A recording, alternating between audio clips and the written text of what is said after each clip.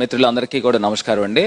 ఇవాళ ప్రధానమైన అంశము సోదరులు బీసీ అధ్యక్షులు రమేష్ యాదవ్ గారి అధ్యక్షతన ఇవాళ రౌండ్ టేబుల్ కాన్ఫరెన్స్ అయ్యి సుమారుగా 100 మంది దాకా ప్రతినిధులు వచ్చి ఇవాళ అన్ని అంశాలు కూడా కూలంకుషంగా మాట్లాడడం జరిగింది.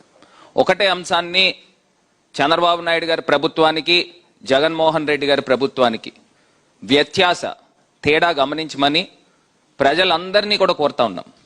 చంద్రబాబు నాయుడు గారు ఆయన 1995లో ముఖ్యమంత్రి అయినట్టున్నారు. ఆ రోజు దగ్గర నుంచి ఇది 2026 సుమారుగా 21 సంవత్సరాలైంది. ఆయన పదవిలో ఉన్నా లేకపోయినా 21 సంవత్సరాలు ముఖ్యమంత్రిగా ప్రతిపక్ష నాయకుడిగా ఉన్నప్పుడు ఆయన హయాంలో రాజ్యసభకి ఎంతమందిని పంపించారండి? బీసీలను ఎంతమందిని పంపించారు? 21 సంవత్సరాల్లో నాకు తెలిసి ఒకళ్ళిద్దరిని పంపించి ఉంటారు మీరు రాజ్యసభకి. మొన్న కొత్తగా అతను పంపించారు కదా అయ్యన్ పాత్రుడు కొడుకుని. కానీ జగనన్న 5 సంవత్సరాల కాలంలో 4 బీసీలని దేశంలో అత్యున్నతమైన ప్లేస్ ఏదైనా ఉందంటే అది రాజ్యసభ, హైయెస్ట్ పొజిషన్. దానికి 4 బీసీలని జగనన్న పంపించారు. మరి ఇదేమి సామాన్యమైన విషయం కాదే. మీరు ఏ రకంగా అయినా చంద్రబాబు నాయుడు గారిని కానీ నారా లోకేష్ గారిని కానీ లేకపోతే తెలుగుదేశం పార్టీ నాయకులకు కానీ మంత్రులు కానీ సవాల్ ఇసురుతా ఉన్నాం. మీ హయాంలో బీసీలకి న్యాయం జరిగిందా? మా హయాంలో బీసీలకు న్యాయం జరిగిందా? ఓపెన్ ఛాలెంజ్కి మేము సిద్ధంగా ఉన్నాం. మీరు సిద్ధంగా ఉన్నారా అని అడుగుతా ఉన్నాం. మీరు ఏ అంశమైనా తీసుకోండి. ఇటు లోకల్ బాడీస్ దగ్గర నుంచి గతంలో లోకల్ బాడీ ఎలక్షన్ జరిగినప్పుడు మేము ఓసీ జనరల్లో కూడా బీసీలకి మేయర్లుగా చైర్మన్లుగా అవకాశాలు కల్పించాం. ఎమ్మెల్సీలను చూసుకోండి. మీరు ఎంతమంది బీసీలకి ఎమ్మెల్సీలకి అవకాశం కల్పించారు, మేము ఎంతమంది కల్పించాం. మీరు ఎమ్మెల్యేలను చూసుకోండి. మీరు బీసీలకి ఎంతమందికి ఎమ్మెల్యేలకు అవకాశం కల్పించారు, మేము ఎంతమందికి కల్పించాం. ఎంపీలు చూసుకోండి, లోక్సభలో చూసుకోండి. ఏ రకంగా చూసుకున్నా నామినేటెడ్ పదవులు కానీ ఏమైనా చూసుకున్నా అన్ని అంశాల్లోనూ జగన్మోహన్ రెడ్డి గారు చంద్రబాబు నాయుడు గారి కన్నా 10 అడుగులు బీసీలకు మేలు చేసిన దాంట్లో ముందు వరుసలో ఉన్నారు. ఇవాళ రాష్ట్ర ప్రజలందరినీ కూడా ఏమార్చే కార్యక్రమం చంద్రబాబు నాయుడు గారు చేస్తూ ఉన్నారు. కేవలము ఆయన 34% బీసీలకు రిజర్వేషన్ కల్పిస్తున్నామని 105 జీవో ఇచ్చారు. నేను అడుగుతా ఉన్నా, ఇదే జగన్ అన్న 2020లో ఈ స్థాయిలోనే 34% జీవో ఇచ్చినప్పుడు బిర్రు ప్రతాప్ రెడ్డి అనే వ్యక్తి ఎవరండి? చంద్రబాబు నాయుడు గారికి సాన్నిహిత్యుడు కాదా?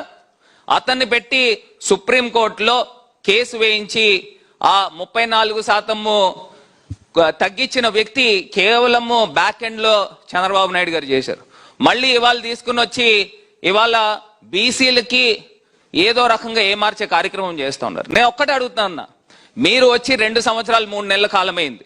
ఈ 2 సంవత్సరాలు 3 నెలల కాలంలో మీరు రాష్ట్రంలో మీరే ఉన్నారు, కేంద్రంలో మీరే ఉన్నారు. డబుల్ ఇంజన్ సర్కార్ ఉన్నప్పుడు దానికి చట్టబద్ధత ఎందుకు తీసుకురాలేదు?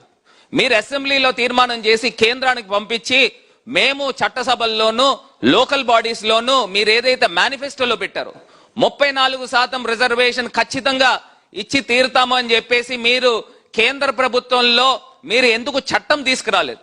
అంటే మీకు కేవలము బీసీలు ఓటు బ్యాంకు వాడుకుంటున్నారు తప్పితే ఇంకొక అంశం కాదని ఇవాళ తేటతెల్లం అవుతా ఉంది. మీరు కేవలం ఏంటంటే జీవోలు తీసుకొస్తున్నారు. దేనికండి జీవోలు? ఎవరి గురించి అండి జీవోలు? ఉత్తుత్తి జీవోలు ఎవరి గురించి? మీరు దానికి చట్టబద్ధత తీసుకురావాలి కదా, కేంద్ర ప్రభుత్వానికి పంపించి చట్టబద్ధత తీసుకురావాలి కదా. మీరు 2 సంవత్సరాలు 3 నెలల కాలమైంది కదా, ఎందుకు తీసుకురాలేదు చంద్రబాబు నాయుడు గారు అని ఒక బీసీ ప్రతినిధిగా మిమ్మల్ని ప్రశ్నిస్తా ఉన్నాం. ఇది కాకుండా ఇవాళ చంద్రబాబు నాయుడు గారు మీరు ఎప్పుడైనా చూసుకోండి, బీసీలని కేవలము పనిముట్లు ఇచ్చి వాళ్ళ కిందన పని వాళ్ళ కిందన వాడుకునే కార్యక్రమం చేస్తాడు. ఎప్పుడు కూడా మీ ఇస్త్రీ పెట్టెలు ఇస్తాడు, లేకపోతే కుట్టు మిషన్లు ఇస్తాడు. అవి కూడా నాసిరకం పనికిరాని అన్ని కూడా ఇచ్చి వాళ్ళు పని ముట్లతో మీరు ఆ కులంలోనే మీరు ఆ వృత్తి చేసుకుని బతకండి. మీ పిల్లలు కూడా ఆ వృత్తులు చేసుకుని బతకండి. మీ పిల్లలు పైకి రాకూడదు. ఎంతసేపు మీరు కుల వృత్తుల్లో మీరు మా కిందన కాలి కిందన చెప్పుల్లాగా ఉండాలి అనే అహంకారణ ధోరణి మీరు క్లియర్గా సెక్రటరియట్ వేదికగా గతంలో చూశారు. ఏ రకంగా నాయ బ్రాహ్మణుల్ని ఏ రకంగా మాట్లాడు తోకలు కత్తిరిస్తానని చెప్పి చెప్పిన వ్యక్తి ఈ చంద్రబాబు నాయుడు.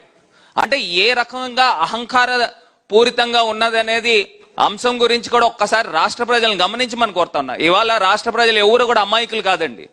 ఇవాళ ఆ బిర్రు ప్రతాప్ రెడ్డి అనే వ్యక్తి మీ మనిషి.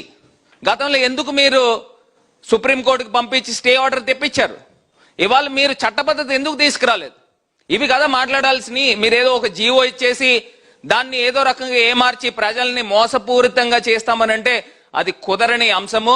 ఇవాళ ఖచ్చితంగా గ్రామ స్థాయిలో, మండల స్థాయిలో, నియోజకవర్గ స్థాయిలో, జోనల్ స్థాయిలో ఖచ్చితంగా బీసీలు అందరం కూడా ఒక ఉద్యమమై మేమందరం కూడా సమావేశమై జగనన్న హయాంలో ఏ రకంగా బీసీలకు ఆర్థికంగా, సామాజికంగా అన్ని రకాలుగా మంచి జరిగింది, చంద్రబాబు నాయుడు గారి ప్రభుత్వంలో ఏం జరుగుతా ఉన్నదని ఈ తేడాని ప్రజలకి తెలియపరిచే కార్యక్రమం చేస్తాం.